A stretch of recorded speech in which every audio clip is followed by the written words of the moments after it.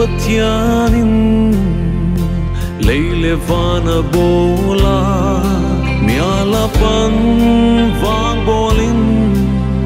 khowang le mia khen hi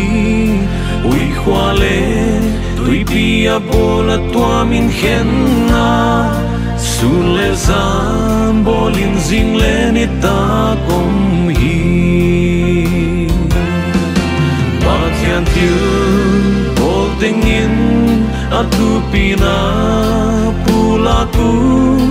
makilom tiga gamsa vasatung van aksite hilhak tu manglo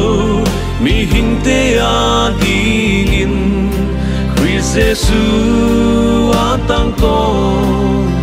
inalan pi bolsa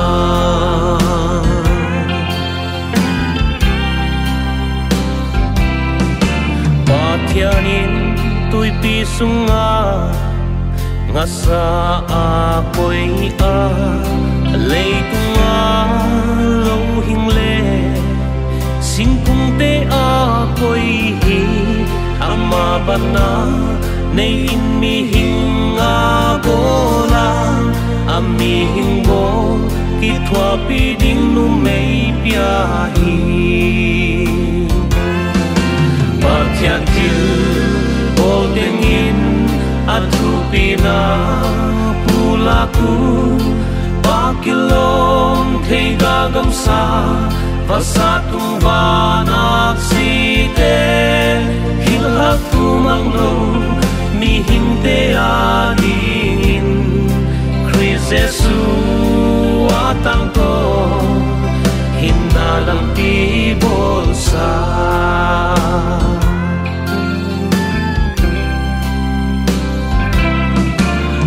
sate tuyapan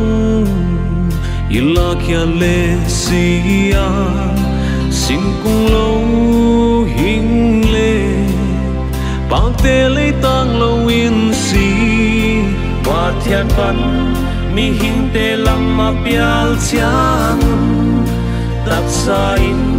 hingmale akausihi pathian tiu holding in atu pina pulaku pakilom tiga gamsa vasatung van aksite hilhak tu manglo mi hingte adingin Christ Jesu atang ko inalan pi bolsa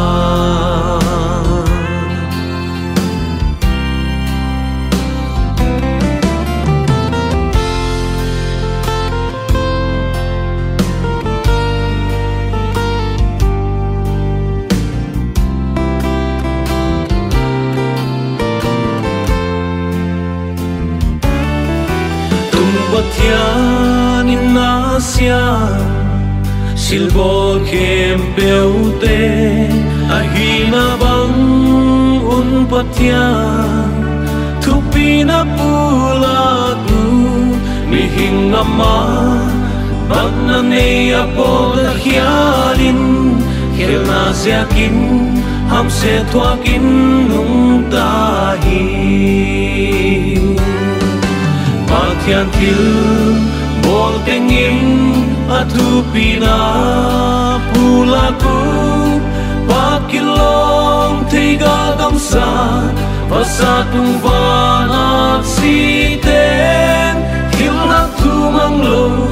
mi hingte adingin Christ Jesu atang ko hinalam pi bolsa